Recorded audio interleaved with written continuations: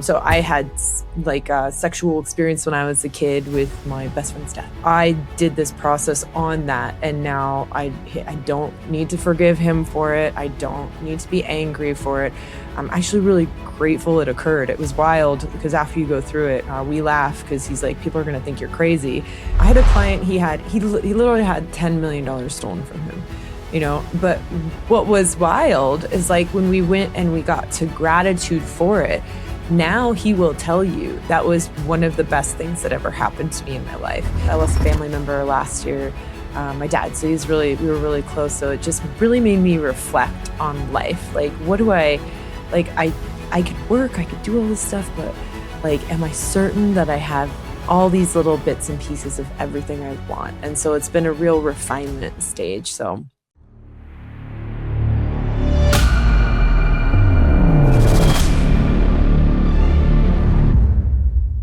All right, welcome back. Today, I have another amazing guest. Yes, I say this quite a bit, I know, but bear with me because I strive to provide the best content, the best value, and just overall the best impact on this show. So today is not going to be an exception to this. So with that being said, I have a human behavior specialist based in LA. In fact, we were just talking in a green room about a small world because I was born in Westlake, those of you who don't know, and I spent some of my childhood in Newbury Park, Thousand Oaks area. So definitely some heart there. But she's also a founder and senior advisor at the West Coast Growth Advisors, where she partners with CEOs and founders scaling their companies under the Scaling Up methodology, which we're going to learn more about. She's a certified Demartini method facilitator. That's a mouthful. Woo. Anything more than one syllable I get tripped up on. But an Everything Disc authorized partner, host of her own podcast, Built for This, where she sits down with entrepreneurs who are growing companies without losing themselves in the process. Definitely resonate with this one. She's also founded Lake Arrowhead Rentals, SoCal Yogi, if I said that right, international speaker, and underneath it, all of that credibility is a story that most people in her client book have never heard. So, the story of a woman who tried to fix her life by moving to the other side of the world, and we get a glimpse into this. So, Carly Pepin, apologies, welcome to the show. Thank you so much for having me, Karl. I really appreciate it. Thank you. Whenever I do my intros too, I like when there's too many words, I stumble and I'm like, whatever. It is what it is. Yep. Anything more than one syllable, I'm host. So with my last name, I'm definitely a host. Yeah. And then all the things that we've never said before and we're just doing it and we're like, okay. Yep. Exactly. Yes. So Carly, thank you again for joining me. I'm really looking forward to this conversation, and we only get to have an hour together. So let's get to this. So Carly, take me back before any of this, right? Before West Coast Growth Advisors, before the certifications, before the coaching work that you're doing. Paint me the picture of this young Carly in LA. What was life like? What was the thing that you could feel was wrong long before you can name it? Yeah. Okay. So when I go back, it's like, what is this thing that was wrong? Before I could name it, I'm like, what was it? It's a great question, by the way. And I'm like, I'm going to think about this one.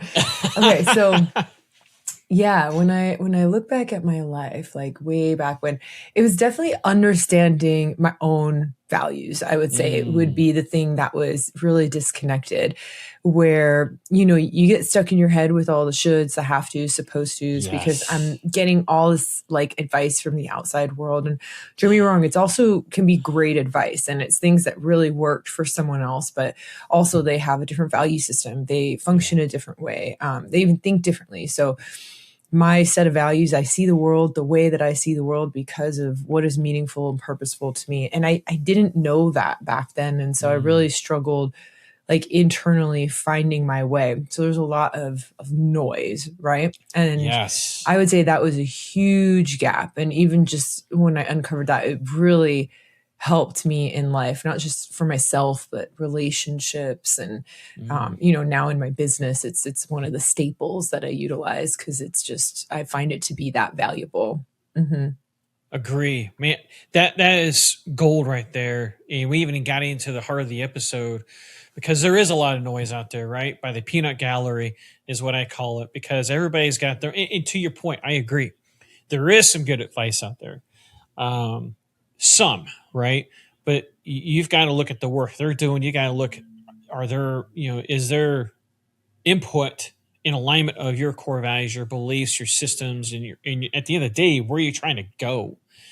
And have they done the work? I seen the other day somebody talking about what was it?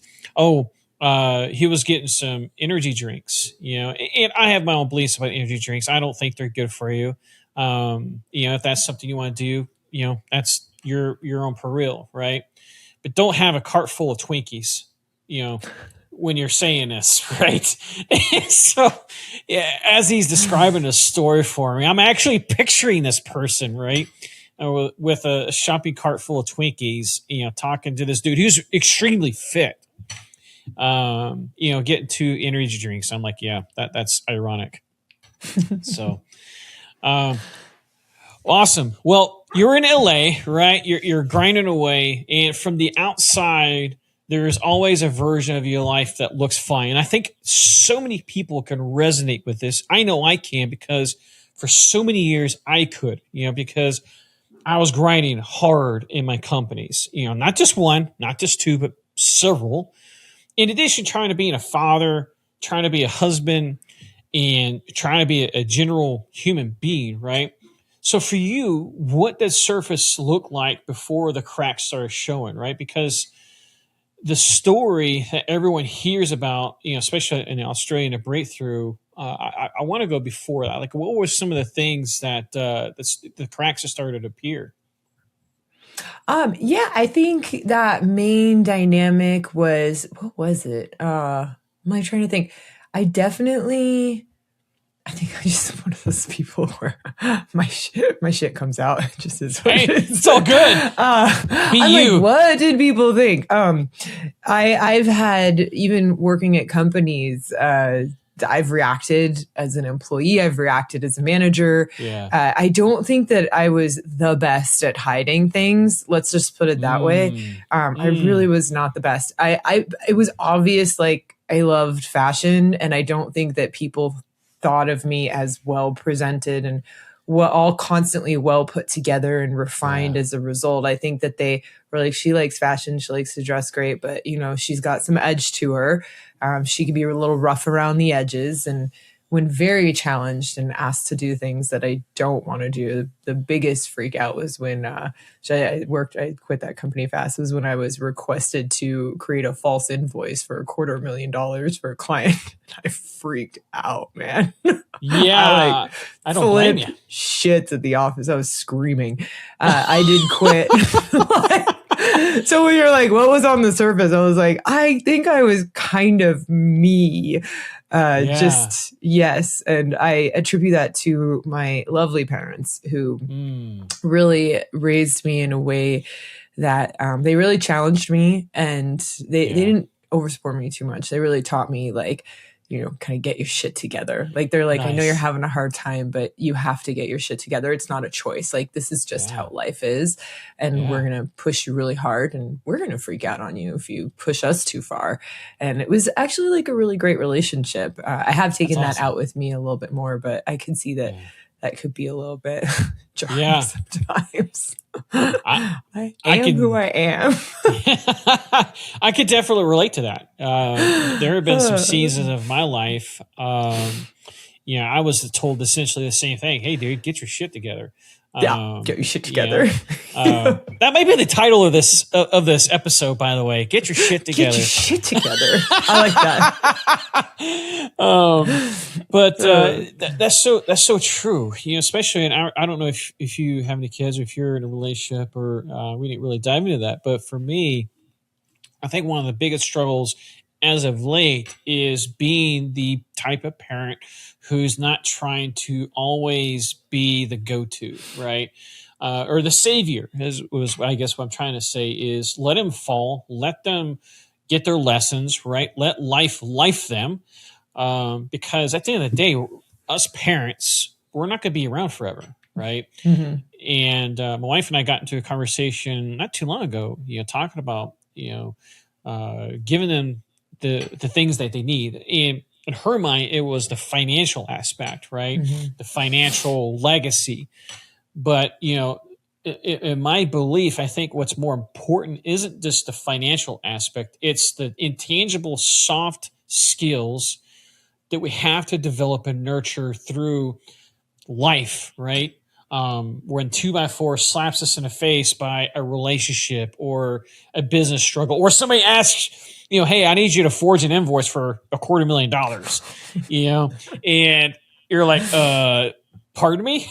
I don't think that's a good idea. Right? Yeah, I don't either. That's not one I can condone. So if anybody asks, those are listening or watching, if somebody asks you to do that, please run far, far, far away. And amazing that you did, right? You ran away despite the potential ramifications that occur because, my gosh, your employer's sister and asks you, hey, Carly, I need you to do me a favor. Wink, wink, right? And you're in that position, you're like, well, how do I respond to this? Because that's your income, that's your livelihood, that's your, right? And you had the courage to say, nope, I'm not doing it. So kudos to you. Kudos to you. Help me in that instance. Help me. Like, what was going through your mind? I want to dive into that for a second now. What was going through your mind when you're being asked that? Other than saying, hey, pound sand. You're just really caught off guard. I think it's just those situations that you're very caught off guard.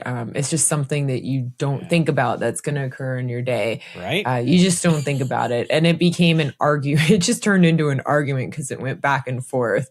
And that's when I like I said, I was yelling. I was totally freaked out in the office.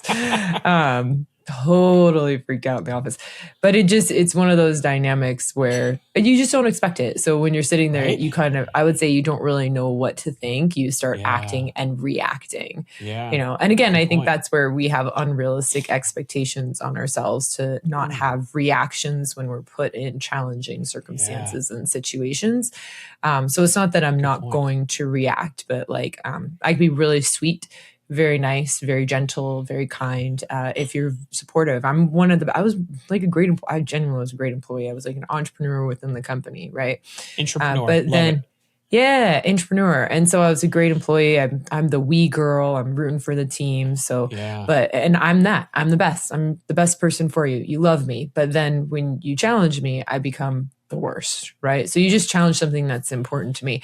And the funny thing is like people are doing it all the time, right? Like it's actually, people do it all the time. And in some places it's like standard practice to take a little bit here and take a little bit there, just based on my values and what's important to me, because I really value business. Like business is definitely like linked to life purpose dynamic. And for me, for a business to stand the test of time, we want to do the best we can on the back end.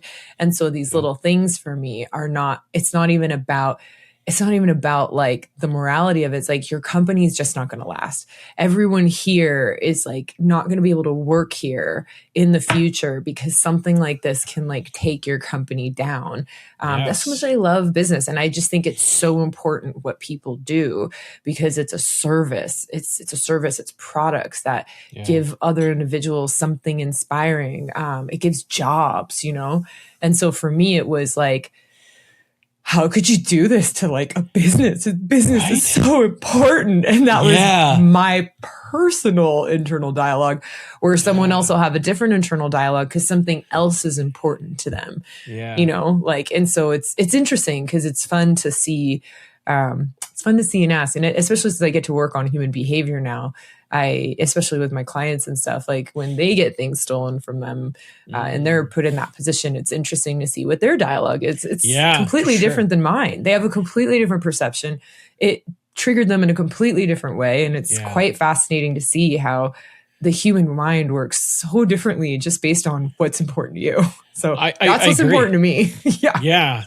That's awesome. I appreciate your intake or your take on that. Real quick before we keep rolling, maybe life hit you hard. Business fell apart. Career isn't working out. Relationship ended. Health took a dive. And now you're standing in the rubble trying to figure out what the next move even looks like. Or maybe nothing blew up at all. On paper, you're winning, sure. But on the inside, something's off. If you're not in crisis, you're at a crossroads. And the playbook that built the life you have is not the playbook that builds the one you want. Either way, you're stuck. Not broken, stuck. Between who you were and who you're becoming. Most self-help just piles more weight on the load you're already carrying. I do not want to do that.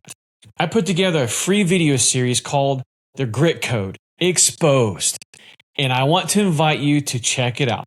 7 short videos, that's it. The 5 laws that change everything for me and every client I coach. The same 5 that every person who's ever come back from the fire has walked through, whether they had a name for it or not. No fluff, no 90-minute webinar, no bait, just the free video series. You can start it tonight. Grab it at gritcodeexposed.com. One more time, gritcodeexposed.com. It's free. You don't need any more hustle. You need the next version, and this is how you find it. Check it out. See if it speaks to you, and if it does, I'll see you on the inside. All right, let's get back to the conversation. I love geeking out on how the mind works and the brain works, especially in the season of life and the things that I'm doing.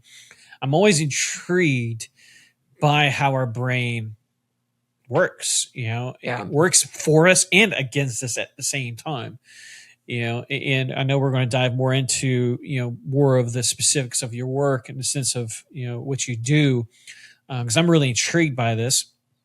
But, for the person that's listening out there, that's, navigating their own response, right?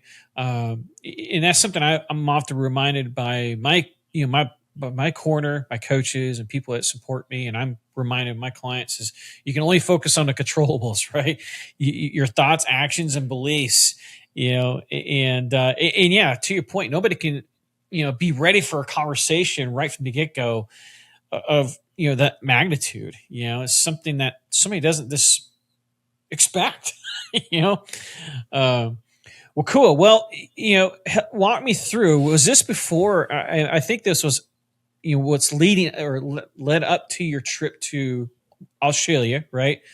Now, this wasn't a vacation. This was an actual decision. So take me to the day you bought the ticket. What was the specific moment that made you do it? What were you telling yourself about what Australia would do for you? I just really wanted a transition. It's funny because I grew up in LA and I love the city now. It's one of my favorite places in the world, but I kind of had disconnected from it. Yeah. In the sense that I just felt like it was the root of my problems. I felt like I wasn't dating because I was meeting people from LA. I felt like I wasn't able to have the life that I want or work in the career that I want because everyone was like LA. I was also working, that was a different job. I was working in the fashion industry at the time, and it was like fashion celebrity. And it was, I actually had a great time. A really great time. It was so much fun. I look back and I was like, that was one of the best jobs that I had. But I don't know. I got so in my head. It was crazy. It was just so in my head.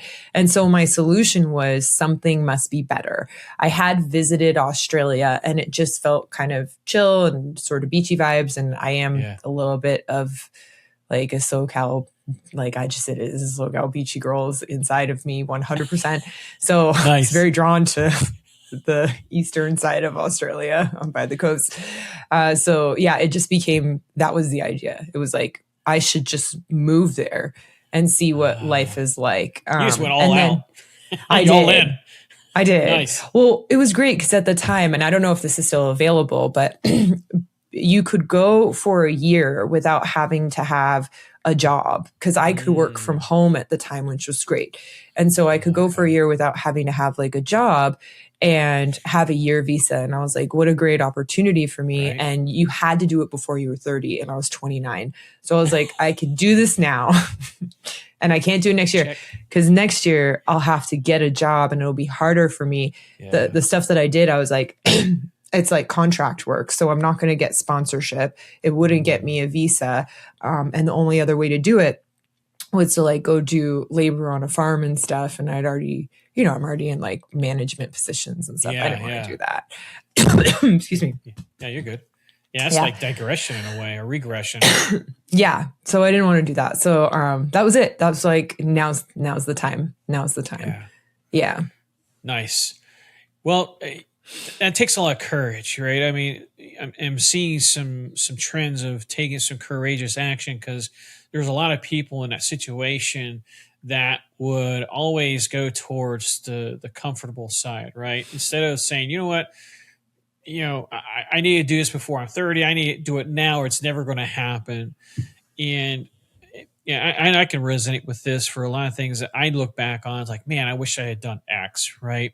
I wish I had done this, or I wish I had visited. Like my wife and I, we used to live in Germany for a period of years when I was in the military, and we stayed there after I separated from the military, and I was there as a civilian contractor for the military, and we had the opportunity to literally travel anywhere and everywhere with over a weekend, right? I mean, we could hop on a train and go to Italy, Spain, and we did do some travel. We didn't do enough, and of course we're young and young. I'll say that. Yeah. So, if I'm understanding correctly, you're inspiring people to say, listen, you may not be promised tomorrow. Do it now, right? Do this now because you don't know what's going to happen tomorrow, next year, 5 years from now when life is different. You're not going to have the same opportunities, Absolutely. Yeah. Love it. All right. So walk me through this real quick. You land in Australia, right? The jet lag wears off, weeks pass, months, and the thing that you ran from starts showing up again. When did you first start to feel it? Was it the moment you realized that the problem had followed you, or was it something different? You figured it out pretty fast. It doesn't take long. When you move to a new country, you don't know anyone. You're not really distracted. And then you're working from home remotely, which people understand more now. But this is decades ago. So I'm working at home remotely and on a different time zone. So it wasn't even like I was communicating with my colleagues. It was really different. So I just I had one friend and he is... he's a marine engineer. So they work like 5 weeks on, 5 weeks off. And like a week after I landed, he had to go to work. So that was it. I was just alone. That was it. So when you're alone like that and you just have no distractions and, I don't have the gyms, I don't have the places to go, like you're not settled. It just happens so fast. So I actually almost left after the first month. I had a really hard time. And a friend of mine encouraged me. She's like, just stay. She goes, just put out a couple months and stay. And it was helpful though. My friend, he got me into yoga, which he just introduced me to a great teacher. That was all. Like yoga sucks when you don't have a good teacher, straight up. But when you have a great teacher, yeah, it just sucks. It's awful. It's crap. You're going to get injured. It's just it's just really crap. But when you have like a really amazing teacher, yoga is amazing. It's really wonderful. And so he introduced me to someone there. And I remember I was having a really hard time still, but my car stalled and I looked up at this like bulletin board and I was waiting for my friend, the yoga teacher, to give me a jump start. And when I looked up at the bulletin board, it listed all these things like that someone helped with. It was the first time I'd ever like heard of a coach or seen that thing. And the thing that really struck me was like, she's like, I got to the other side. Right. And I was like, I'm going to give her a call. So like, I take it. Cause I was like, I've talked to like therapists and all these people, but nobody's ever actually overcome this, So I was like, how do you overcome this? And I signed up, I took a risk. It was crazy because it was $400 an hour, which like coming from only doing copays on therapy. Like I'm used to spending $35. Yeah. Oh, I know. Trust me. Yeah. I hear you. It was huge. It was a huge difference. But when you just having that hard of a time, like you dive in, and she was genuinely like amazing. Like it was phenomenal, and it was life-changing. And she really helped me just turn things around and get really reconnected with myself. And I actually was getting transformations and shifts and results. Love Like, it. yeah, she was amazing. Yes. Mm-hmm. That's awesome. I appreciate your insight on this, because I extracted a few things in what you said here that, you were used to paying, $30, $35 copays for therapy sessions versus 10x that, for coaching sessions, right? Which reminds me of something I consistently tell people with is like, okay, what are you going to show up for the most? Are you going to show up for the $35, session? Or are you going to show up more for the $400 session or the $1,000 session? And I have yet to hear a person say, well, I'm going to show up more for the $35 session, because they're going to get their money's worth, right? They're going to get their transformation. They're going to get every ounce of that squeeze, right? But you said you saw some transformation. Walk us through, like what was being revealed in this transformation? Like what was surprising to you? What was also not surprising to you? Like walk us through this journey of this transformation. Yeah, it shifted. It was different than anything that had been explained to me before. She was the first one who introduced me to values, and understanding my personal values is actually why I'm a Demartini facilitator today. It's the Demartini values. I love it so much, which I have it on my website too. I have a link to John's stuff on my website. If you go check it out. It's the values assessment, but it's a very clear indicator of what's truly meaningful for you. So she actually just started with that, and we had a conversation about it. She helped me figure out what mine were. We kind of went through the tests, and then we made up a game plan about just living by them daily. And that already changed my life. Like it was phenomenal. When I say it's funny because he's done like a lot of cool stuff, John. I love John. He's a friend now, but he's done a lot of cool stuff. He's a cool dude. Simultaneously, it's one of the coolest things he's done. Like, just that alone started to shift my anxiety. And I had been taking like Xanax every day, but what I didn't realize is I was anxious because I genuinely wasn't living by values. So here I go, and I'm starting to implement all this stuff. And, I got off anxiety meds. So after being on them for years, it was not difficult for me. And that was really wonderful. And that was really a special thing. And then she also helped me at the time with the eating disorder I had. And that was really cool because it just was a different approach. It wasn't like there's no food logs. There was no like going through all the things that you did and shaming ourselves for it. Like it was pretty amazing, like the approach. So it was a different coaching approach. And as a result, like I don't have to not have food in the house anymore. Like I don't have to worry about it. Before I had to control the environment. So you would come over and people would laugh because they're like, you never have any food in the house, but I couldn't have food in the house. Where now it's like things spoil and go rotten. When I throw things away, I'm very grateful. Like sometimes people are like, I don't like to waste food. And I'm like, dude, I love having leftovers that I throw away. Because in the past, I used to eat it all, And I'm like, I love it so much. The first time I threw food away, I told her, I was like, I threw away food. It went bad in the fridge. And she's like, that's amazing. And I was like, thank you so much. It's a little thing like that you don't realize how difficult it can be for people. So it was a different approach. And I didn't have to be afraid of it anymore. She really helped me a lot. And that's why awesome. I started coaching, actually. Because I was like, I just remember sitting here and being like, you're getting paid for this? This is amazing. And you're learning and you're growing in the process. I was like, it's even helping you. And she's like, yeah. She's like, when I help you, it helps me. I was like, I want to do this. That's that. Man, I want to put a pin in this for a second because you brought up some interesting points. And thanks for sharing this, especially on the food wastage, because as I'm here, I understand what you're saying, but I'm kind of cringing. I'm like, I'm the person who hates wasting things, right? Because I'm trying to be very conscious of being a good steward of our resources financially and everything else that we have in our possession. And two, I think there's also still a mental imprint. Years ago when I was young, when I lived with my mother, my parents were divorced when I was 5, and during my time in the house with my mother, it was a very difficult time. Tons of different types of abuse, not physically, but just emotionally, spiritually, and so forth. But we hardly ever had food in the house, hardly ever. And so I think that stuck with me for so long, and so I appreciate you bringing this up, because a lot of people are like, is this girl crazy right now? Is she cray? I am a little bit. Aren't we all? I mean, we can't be normal. We are. We've got. If you're normal, you're probably not being yourself. So let's get that out there. Yep. Yes, love it. Agree. I every person I talk to, there's something that comes up about normal. I'm like, no. You got to be your true, authentic self. That's what the world needs, right?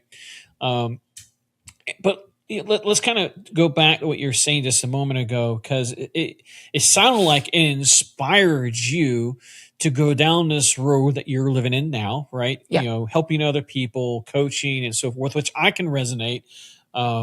It just took me a lot longer to realize this is what I was made for, right? This is, I had to go through those fires. I had to go through those seasons so that I can impact other Karls that have also been through similar things and so forth.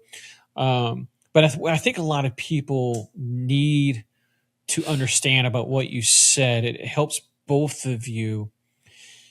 Is we grow both ways, right? A lot of people think it's only a one-way transaction when we, do the things that we do, but it actually goes both ways. Like we grow when we're working with people, but it also fills our cup, right? It gives us that fulfillment, knowing that we're doing what we're called to do, right? What are your thoughts on that? Yeah, it's definitely really fulfilling. It's also really challenging. It's a little bit of both, because there's that dynamic where, I was like, okay, now I want to be a coach. And obviously I was like, where did you get certified? And where she got certified, it was $25,000 plus a trip to Scotland. And I was living in Australia. So for anyone who has ever looked up a flight from Australia to Scotland, that's like 40 hours. So I did it, right? So I figured out how to get the cash, which was not easy. It was really difficult. And then I had to go all the way to Scotland for the first week. And then it was great though. Like I'm really grateful I had that opportunity to do the in-person sort of intensive. And then you have like a year-long program where you talk to them and they work with you. So it was really fascinating. And it was very hard. Like it was very, very hard, because now all of a sudden you're building a business, and it was difficult. Like it was genuinely difficult. And the woman I was first working with, we're actually friends now, so I refer to her as my friend. So my friend, she had started in a gym, and it was easy for her to connect with people and meet people, because she was also a fitness trainer before. I don't have any of that stuff.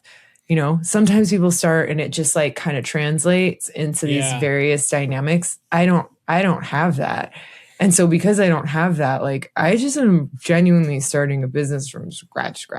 Yeah. And so when I say it was hard, I mean, it was really hard. I didn't know about marketing. I didn't know about networking. I didn't know about any of this stuff. So it took me a while to figure out how to do it. But when you're doing things that you really love, like you spend the time to actually make it happen. Like you really do spend the time. Agree. Yeah. Yeah. And then simultaneously, like once I got like, my coach, they said, because I was having such a hard time, they're like, we got to just get you started too, though. So they're like, at one of the networking groups, give away like a session just to get you started, so you could get a feel for it. Because they really wanted to make sure, like, they're like, does she really like it? Is that why she's not getting clients? And then I did it, and I was like, okay, I love this. I was like, I love the coach. I was like, how do I do more? I do like this. Yeah. All right. I was like, I love it. How do I do more? Right. And I know that feeling. Yeah. But I'm glad they did. I'm really glad they did that, because it pushed me to make sure that I was inspired by what I did. So it took me a while to get there. And in the meantime, I just got creative. And there were, definitely times. I remember one time I just wanted to work so bad and get more work under my belt. I started doing donation. Some of the donations I got were hysterical. But also I was like really loving just working. I just really loved working. And I really appreciate it so much. One of my clients, she was a photographer. She gave me a really beautiful photo. I still have it. And that was her donation. But I still have it because I was like, she knew I loved photography. She knew I loved animals. And she has this beautiful photo. And I still have it in my office because it's like, it's really special.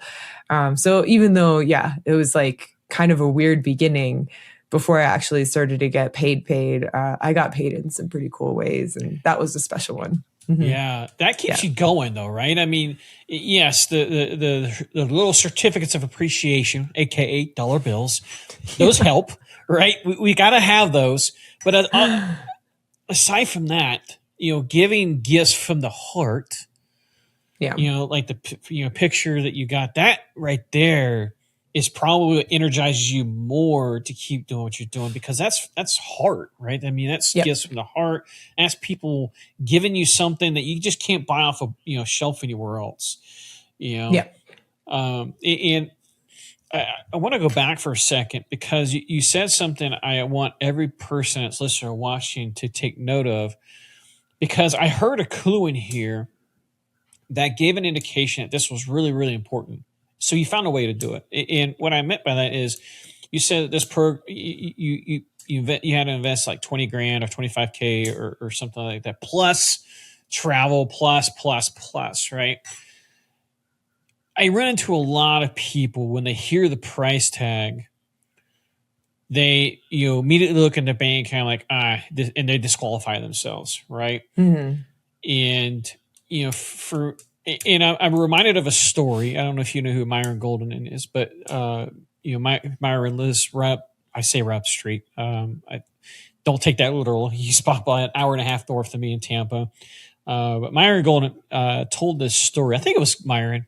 I'll give him credit for it. If it's not, I apologize. But he told this story where he went to this. He was talking to a potential client, or he was somebody he was talking to.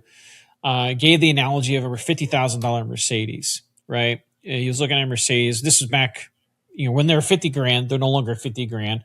You need to add a 1 to that.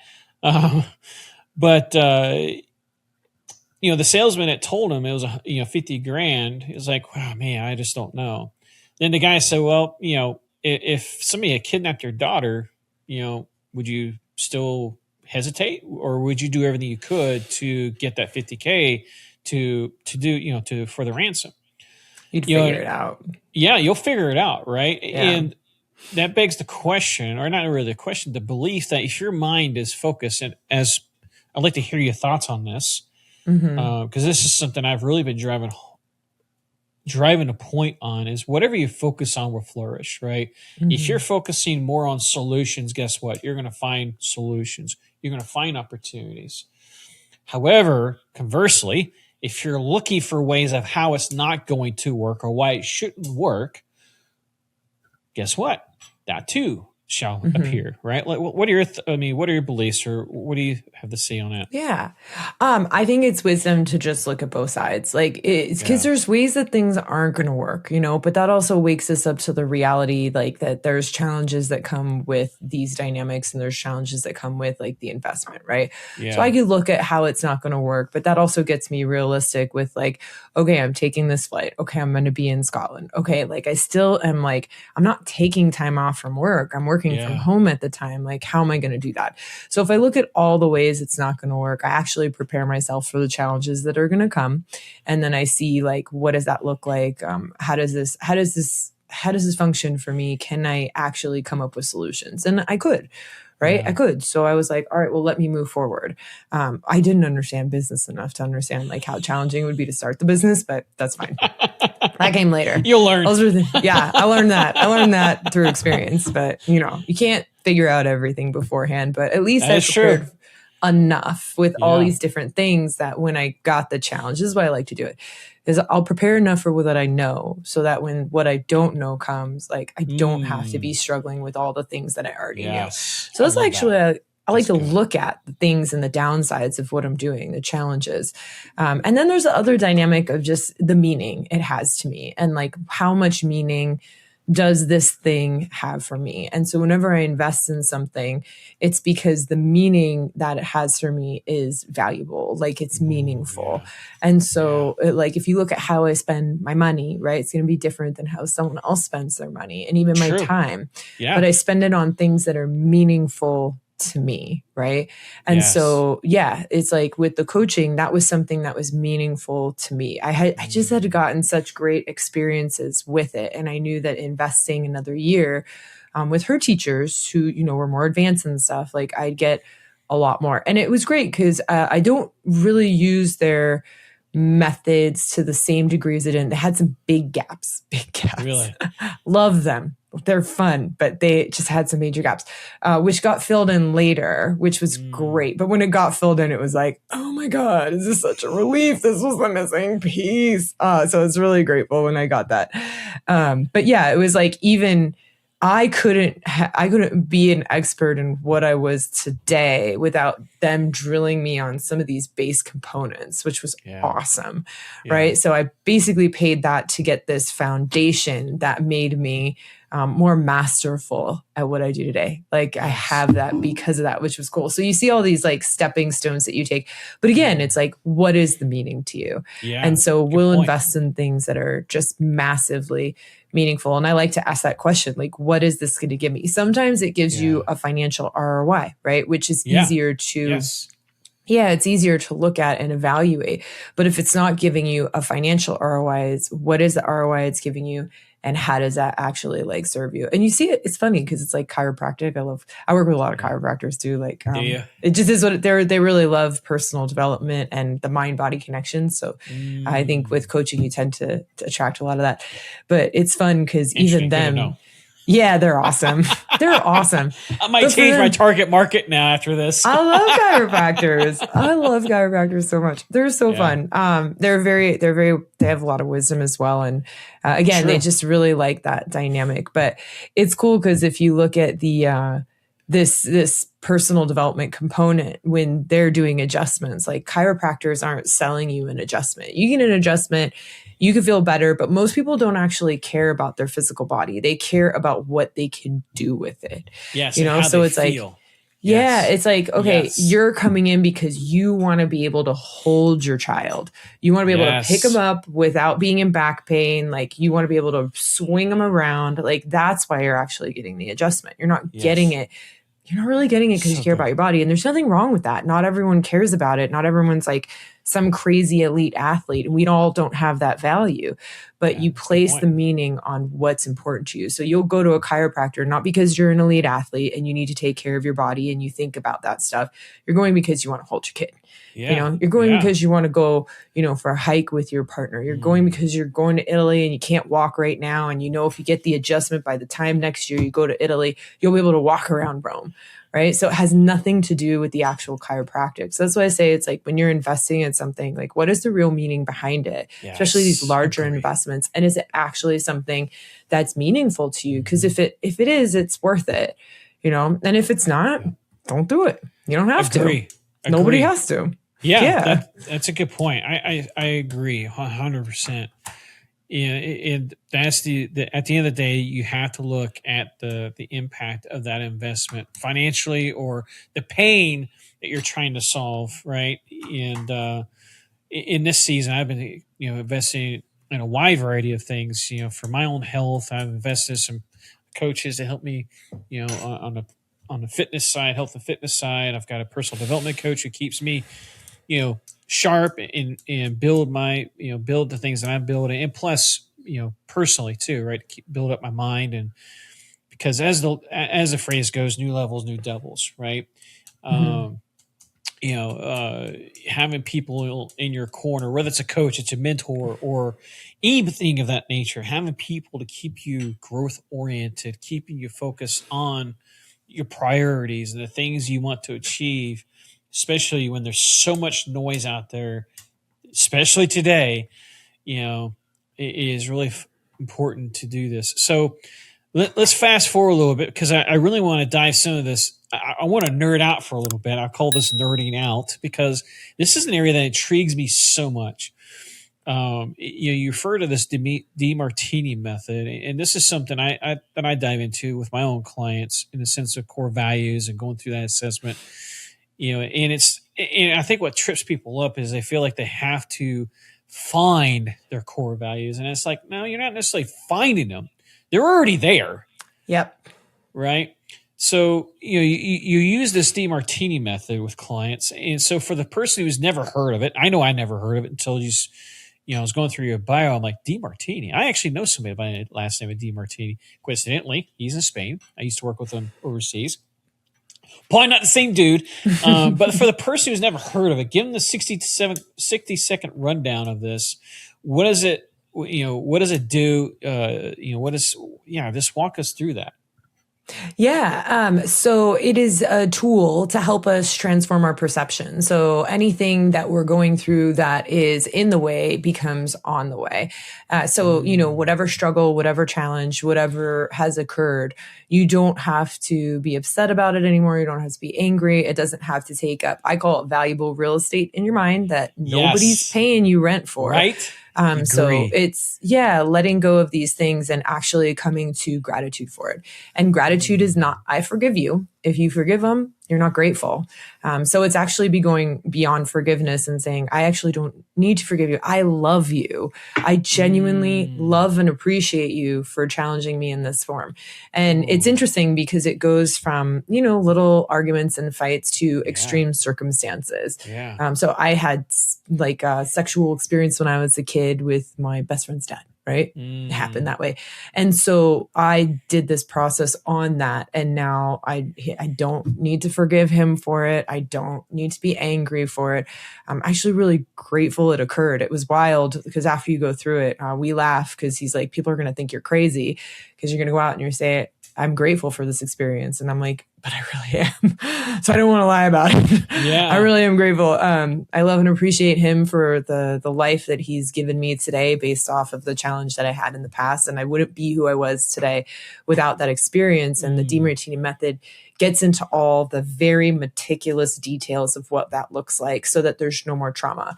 And I really appreciate that. Yeah. So I love that. And after having such profound experiences with it myself, it was like, I just don't want to not do this for others. I can't imagine like not giving this to the people that I work with, That's so good. I appreciate you, being vulnerable and sharing some, of that story with us.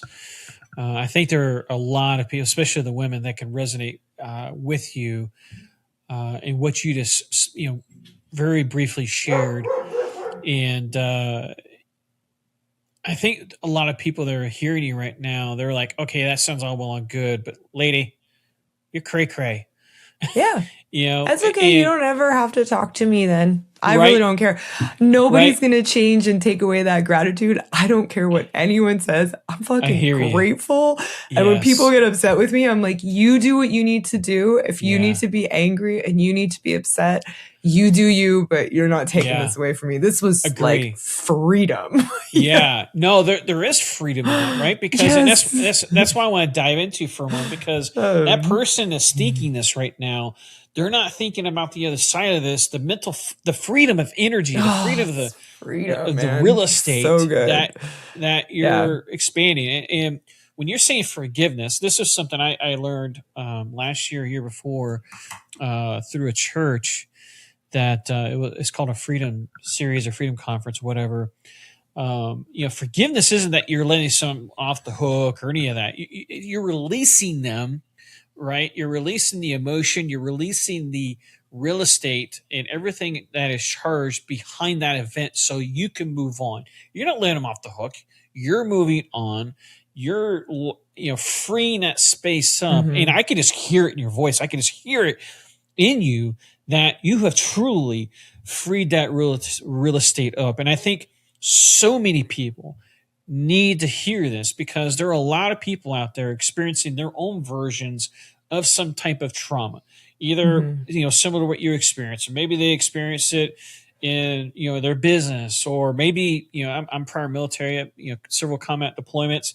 There are a lot of veterans out there that need to hear this, right? And whether you fall in those categories or not, they need to hear this, because staying mentally charged and keeping those emotions does nobody any good. It's like lighting somebody else on fire, right? Or lighting yourself on fire and having them trying to experience the pain. That was the way it But was. they're not there. Right? Yeah. We never see them again. And that's why I say, like, this, nothing is like me saying, I'm not even mad. I'm not mad at him at all. So me saying that, like, I'm not ever going to see him again. I actually don't even know if he's alive. I have no clue. Never. I haven't seen this man since I was like 7 years old. So it's like, but he's in my life and in my head, and I'm just sitting here and I'm confused and frustrated, and it's impacting my nervous system. And it's like, so it's, the work is never about the other person. We use the other person because they're involved. So we want to help you get to the other side, and I'll utilize them because they're involved in the situation. Yes. But we're getting to gratitude for you, for you. And it's interesting because I would say the very visceral physical effect it had, like I have two great examples, is before I did this, I was doing a private yoga session with my teacher, and I had never done one before. I just been like too scared, which was really weird. And I couldn't figure out why I was scared. I was like, you go to all of these classes, like, why are you scared? And so I was like, fuck it, I'm just going to do it. So I show up and I do it. Yeah. And I was like, fuck it. And this is a yoga. It's a private yoga class. Like, what is the big deal? Yeah. And so in between every posture, I would get in a posture, and I love him. He's amazing. He's so good. And he would go through all the details and I would be fine. Then I'd get out of the posture and I start crying. And I was like, Chad, I don't know what's happening. I cannot stop crying. But Chad, being Chad, and he's an actual yogi, is like, let's just keep working through it, and we'll get in a posture. And then I'd get out and I'd cry, and we get in a posture and get out and cry. And I'd be like, this is the weirdest thing I've ever experienced. I said, I don't even know what's happening. And I couldn't control it. And I had no idea. The other thing that was interesting was, like, when I had first met John Demartini, I couldn't talk to him. Like, I was shaky and I couldn't figure out why. I was like, why am I like shaky? The guy's like really down to earth, by the way. Like, he's a super chill dude.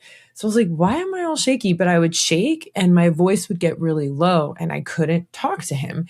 And I was like, this is so weird. And I didn't understand it. So then after I did the process on this, I can be alone with my yoga teacher all day, any day now. He's the best. I can do it. There's no more tears. There's no more shaking of the body. It's gone.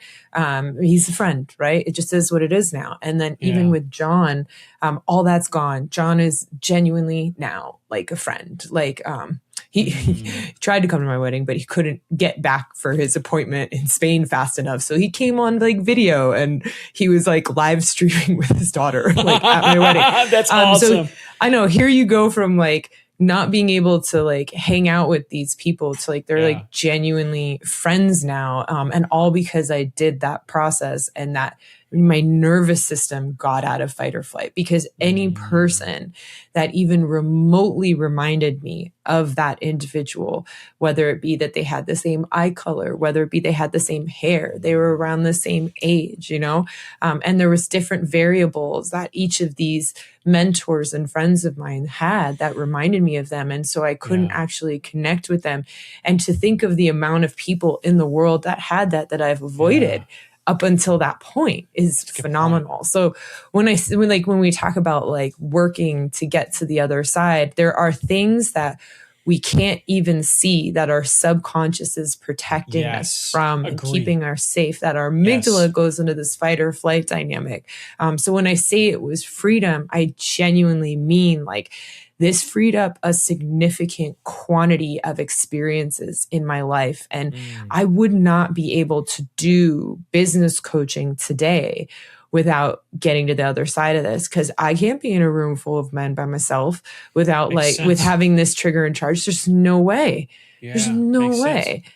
Yeah. And so that's when I think about it, that's the investment that I make in myself. Like that's why I love what I do. It's genuinely why I love what I do. And you see it with other people too. When you get to give that to someone else, like it's life-changing. Yep. It is. I agree. And it's life-changing on both spectrums, right? And you remind me, as you're talking through this, I'd love to hear your take on this, but the body truly does keep score of the things you go through, right? There's a book even entitled, I don't remember the author's name off the top of my head, but your body does keep score of all the things that you go through, and we just don't think of it, right? And honestly, I didn't think of it for up until like a year or two ago. Processing through some of the trauma I've been through as a child and military and other events that I've had in my life, and your body does truly keep score, and this explains why, or for example, you're talking about the different poses, and it's like, what on earth is going on here? Because it's like I'm this little baby in this certain pose, yes. And right, and there was a viral video. I don't remember her name, Leanne Rhymes or something like that nature, where she was going through some poses and doing some types of movements, and she was just uncontrollable crying, things that she had to process through and stuff. And it's like, you can see the freedom that transpires right there. So real quick before you go, if you're still with me this deep into the episode, something in it hit you. Maybe it was the guest. Maybe it was one line. Either way, you're still here. And that feeling in your chest right now, that's the signal. Most people get a signal like that and do absolutely nothing with it. They close the app, life rushes back in, the moment's gone. 6 months later, they're in the exact same spot. I don't want that for you. So I put something together. I want to invite you to check out a free video series called The Grit Code Exposed. 7 short videos, the 5 laws I walk every client through. The same ones that rebuilt me when everything else fell apart. And if you listen closely today, you heard them running underneath the entire conversation. Because everyone who's come back from the fire walks through these 5 laws. Some find them on their own, some get help, but the laws don't change. Free video series. You can start it tonight. No fluff, no 90-minute webinar, just the series. And if you're going to do something with what you heard today, do this before life talks you out of it. Go to gritcodeexposed.com. One more time, gritcodeexposed.com. And hey, before I let you go, thank you for riding with me this long. It means a lot more than you know. Thank you. Let's fast forward a little bit because we do only have an hour, unfortunately. Because I feel like we could talk so long about this, right? So let's fast forward a little bit because I want the person that is sitting in front of you, either you're listening to you right now, you're an international speaker, you're consulting with CEOs and founders on scaling, you're hosting, you're built for this podcast, all these different things, right? What is the work you actually do today? What rooms are you in? Who are you serving? What is the scale of the mission right now you're involved with? Yeah, so that one is, my goal with the company is I really want to help people bring their vision to life, right? Mm-hmm. So that's the mission of West Coast Growth Advisors, to bring your vision to life so they can actually have a physical experience of it and continue to expand on it. So the way that that's broken down, there's definitely going to be personal development with me. You just can't avoid it. It is what it is. I love it too much. So I know sometimes when you're in a business engagement, they don't do that, and maybe they have a different personal development coach. With me, it's part of the package. You don't like it, don't hire me. Just don't do it. I get it. It's a really bad idea. Yeah, it's a bad idea to hire me if you don't want to do it. And also if you don't want your employees to engage in it, because no matter what we're doing, we're going to have this conversation. Yeah. So when I think about the business side, what I realized at a certain point is we can do so much with the mindset, but then there would be things that we would get stuck in, like in the business strategy. So I'd get off a call and then we'd work through whatever internal stuff, but then the business wasn't coming into fruition. And then when I would look, I would be like, we're actually getting stuck in the strategy. There's a culture issue. So it was a lot of really technical stuff and operational stuff. And so that's why I was like, all right, it's time for me to dive in and do those dynamics. Yeah. So now that looks like in-person meetings. We go and we have the quarterly meetings where we do 2 to 3 days on-site or off-site. Lots of off-site too, because that's really nice for people to just get out of the office and the leadership team to have a different Yes. perspective. And we actually do deep dives into what's going on in the business, what's their main focus for the quarter, what do we need to like look at, like are we focusing on culture? How do you guys have your values yet? How are you incorporating them?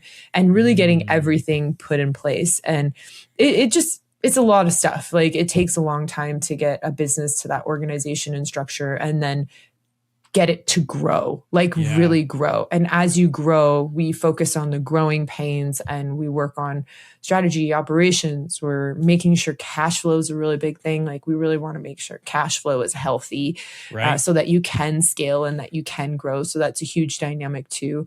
And making sure all that's happening as you grow the business. And then simultaneously, like I said, the personal development is just going to happen. Like, whether you want it to or not. Doubts and insecurities and personal challenges that are distracting you, whatever it may be, whether it be as small as like, I just can't focus because like I'm really struggling at home with my wife or my husband. And it's like, well, let's work on that. Let's get some relief on that so you could focus because you're in a sprint right now, you know, little things like that. And just getting that vision alive. Like I want them to experience it. Love it. I'm glad you brought that up because I think what a lot of people don't really realize is when you level up, right? When you're in scaling mode, there is another layer of demons that you have to battle with, right? There's a layer of beliefs. There's so many different things that what worked at that point, right? What worked up to this point or just before that is not going to work at this next level, right? What got you here is not going to get you there is the common phrase we hear, right?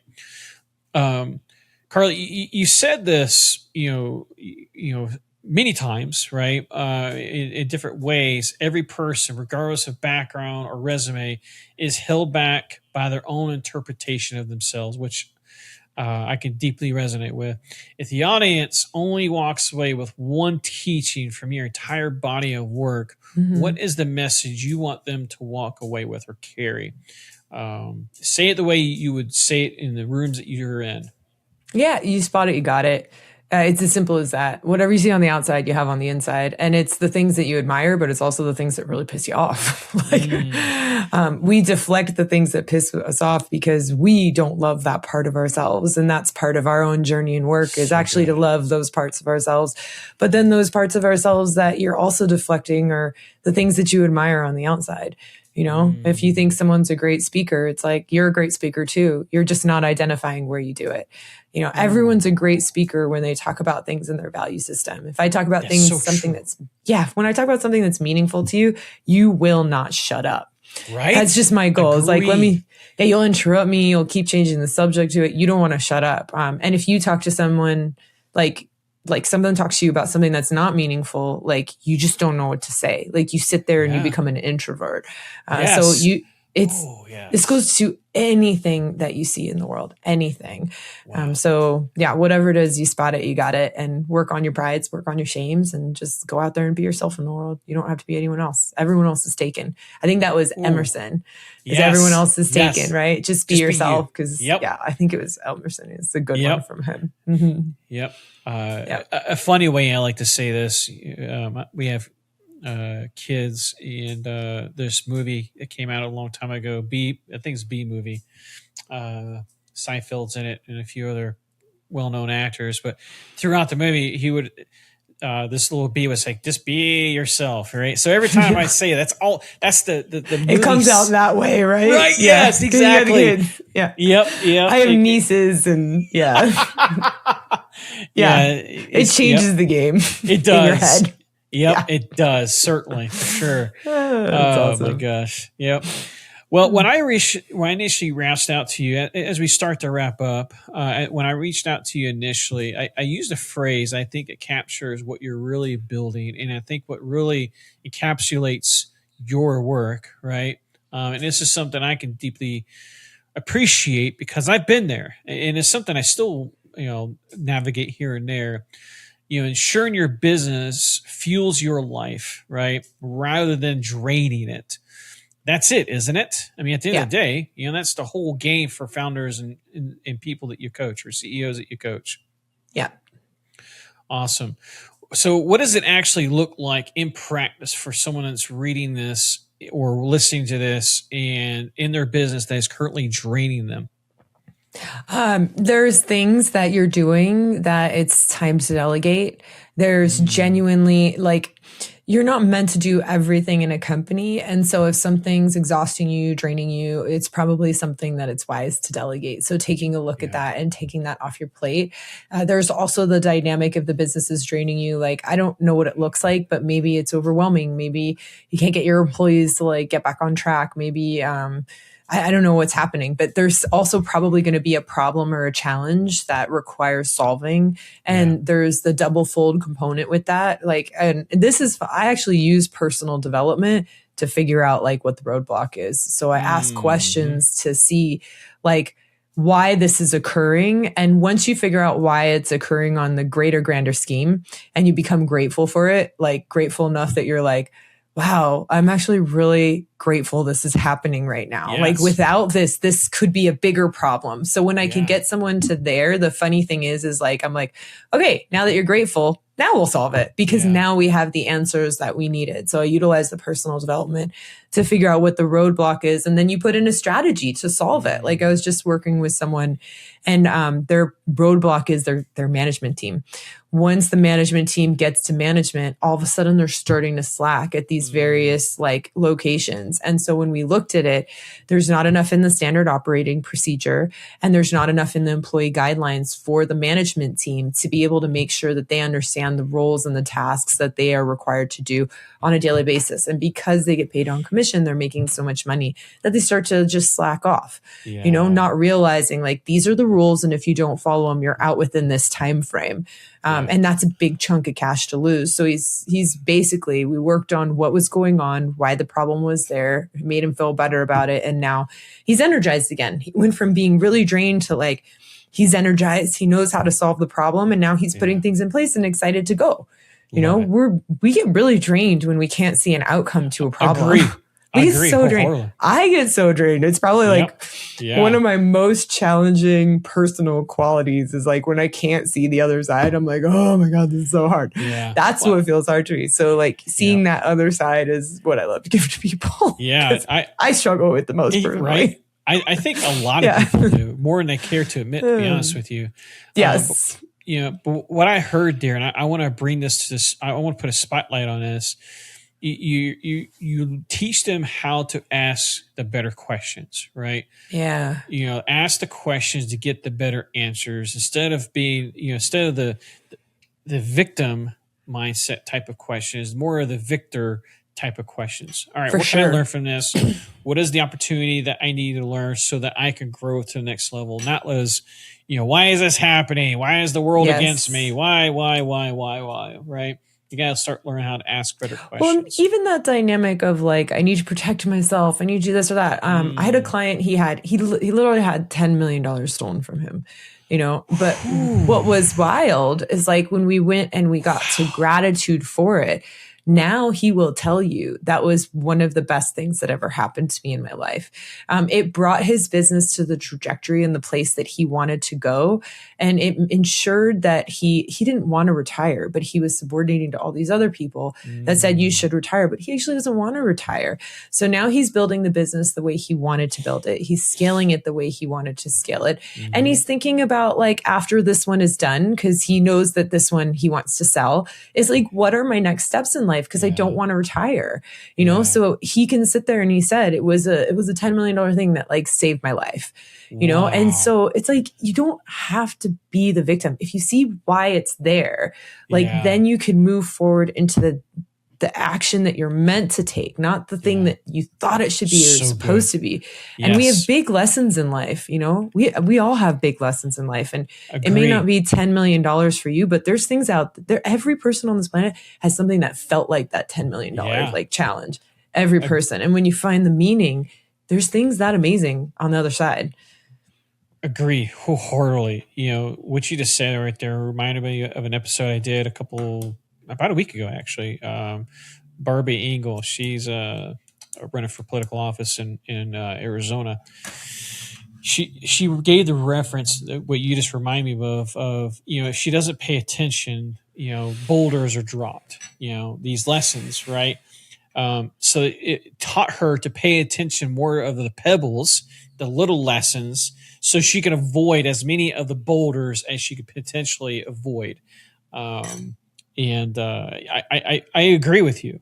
We do have to take these as like, okay, what is it that I need to take from this situation?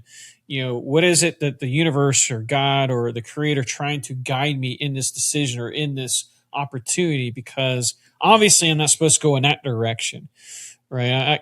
It wasn't 10 million, but I definitely have had a significant amount of money in the six-figure range stolen from me, nearly bankrupted me, and and people that were dear to me, and it did change the whole trajectory of my life. But had that not happened, I would not be doing what I'm doing right now. It wouldn't have. It's like we thank the person. It's like, did you thank him yet? Probably not. No, I haven't. So I'm not going to say it by name, but I am going to take this opportunity, and I know he's probably going to be listening to this podcast, this episode. So in light of what you just said, my dude, I thank you for doing what you did. I do thank you for that, because thousands, tens of thousands, hundreds of thousands of lives are going to be changed because of the stunt you pulled. So, thank you. I appreciate that. And the Karl, challengers are the catalyst. Mm-hmm. Yep, agree. This was good. Carly. We're all right. So let's get some wrap up here, because I know we could talk for a while here on this. But for the person that's listening or watching, who is running a company, they feel the bottleneck. Where do you want them to go? Like they hear what you're saying. Like I need to call this lady, or I need to get in touch with her. Where can they find you? Yeah, website, westcoastgrowthadvisors.com. You just contact me directly. You go on LinkedIn, contact me directly. And those are the best ways, because email is so special. So sometimes email doesn't always come through, but LinkedIn is reliable, and the website contact form is incredibly reliable. Oh, that's so amazing. Yeah, I'm with you there. Me personally, I've gotten to the point I despise emails. I have an assistant who just, if there's something important that she can't handle, she lets me know. But it drains me. It really does. I love doing this. And you delegated it, which is great. Yes. I love doing this. I love having conversations. I love pouring into people. I love helping people win, and doing some of the stuff that we do. So, all right, let's start to wrap this up. I'm going to go through some rapid fire things, because I love to hear your insight on some of this. In the season of life, Carly, what is your definition of grit? What is my definition of grit? I think grit is a very natural thing that we all have, and really comes forward when we're pursuing meaningful things. Ooh, agree. Love that answer. I don't know if you can resonate with this, but in the season of life I'm focused on something that doesn't require necessarily addition. What I mean by that is, you hear all this talk about adding systems, adding SOPs, adding strategies, adding. But for me, I'm more focused on what can I subtract, because growth also requires subtraction. It could be a belief. It could be something you had to unlearn or unbelieve, or some type of friction you had to remove so you can level up. So for you in your life in this season, maybe what your season you're in now, or maybe a previous season, what is something you're currently doing to remove so that you can level up? Yeah, just taking a look at like the things that I no longer require, no longer need, things maybe I've grown out of.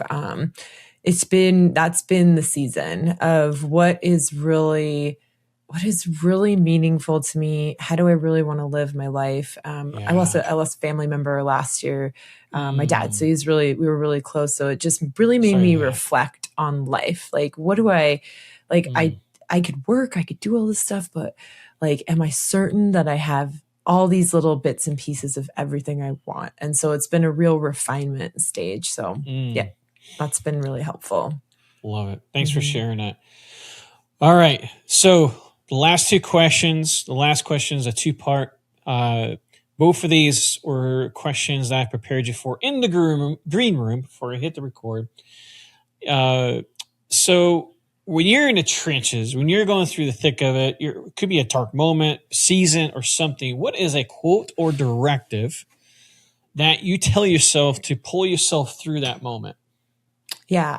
There's two things I like to remember: that everything has a purpose, even if I haven't seen it yet. Everything has meaning. I just haven't found the meaning yet, right? So I've done it enough with myself and others to have that locked into my brain. That's very helpful. And then the other thing is the quote that I love is, take no credit, take no blame, just keep focused on your chief aim.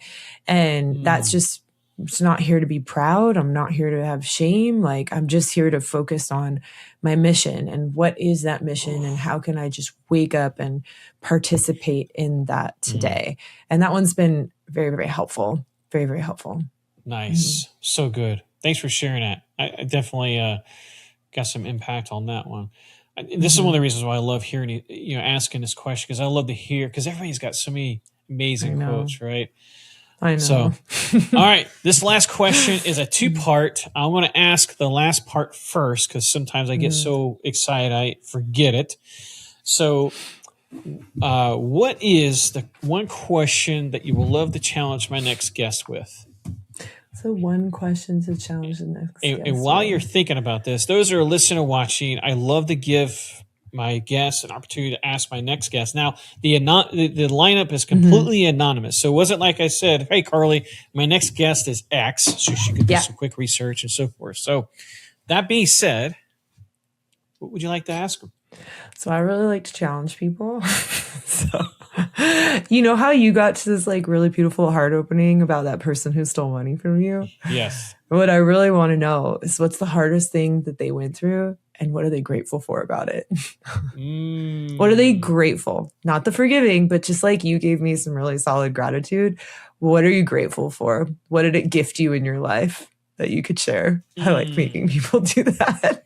I love that. It's so hard, and it's like, but it's also so awesome, because when someone gets it, you're like, you got it. You feel like the energy of it, and you're like, oh, I feel that. Like you could feel that you really got a beautiful heart opening there. And I was like, that was inspiring for me to see. Yeah. Oh, thank you. Thank you. I appreciate that. No, I think do it. Yeah.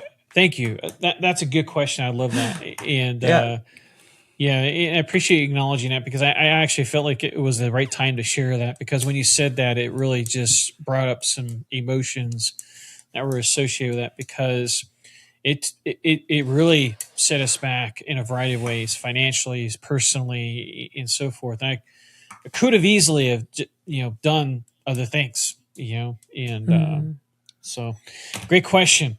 All right, so this is what my last guest had for you is Khang.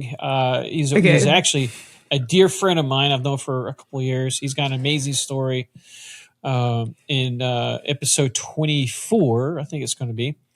So he had this question for you. What is the true meaning of life if all worldly things had disappeared?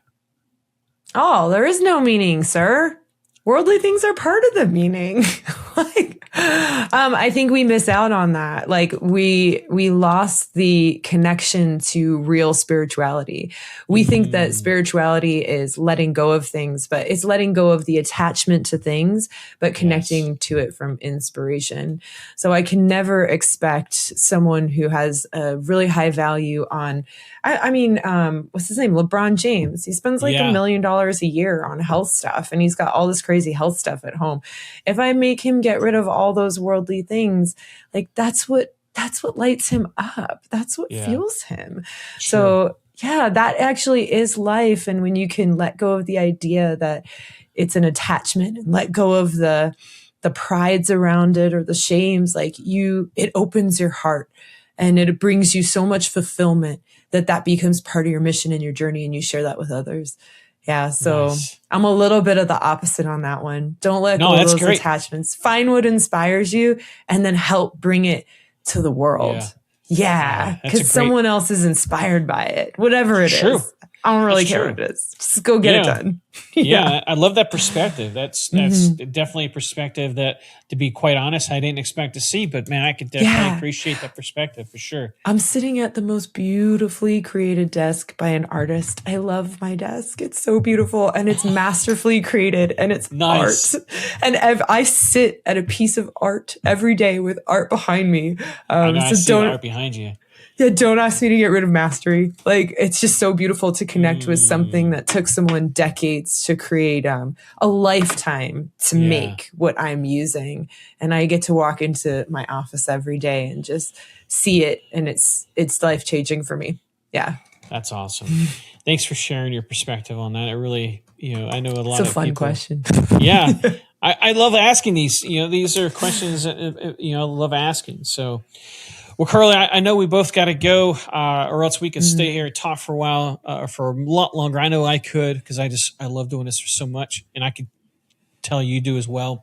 Yeah. But Carly, thank you so much for sharing this last hour with us. Not just showing us, the work that you do today, and the true joy. Like, I can just truly feel in the way you speak that you truly do love what you do, and this version of life that you live. So thank you not only just for sharing up, but also sharing behind the scenes of what it took, the journey, the things you had to walk through, the things you had to be appreciative of in order to get through the life that you get, right? So I honor and respect you for that, Carla. Thank you.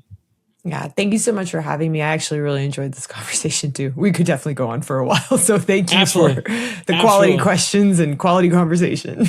Absolutely. So, well, hey, there might be a part two. I'm definitely open for a part two, right? Yes. So, all right, guys. Those who listen and watching, as you will know, the gap between average and excellence is just action. Right? You heard Carly say numerous times how she just took action, invested in herself, just move. Getting her shit together, essentially, right? So don't just listen to her. Take one thing that she talked about today and apply it in your own life within the next 24 hours, as well as be the reason someone doesn't quit today. Don't just keep this episode to yourself. Share it in your circle. Someone needs to hear this message today. So, that being said, again, Carly, thank you so much for joining me in the arena today. Thank you so much for having me. My pleasure. It was an honor.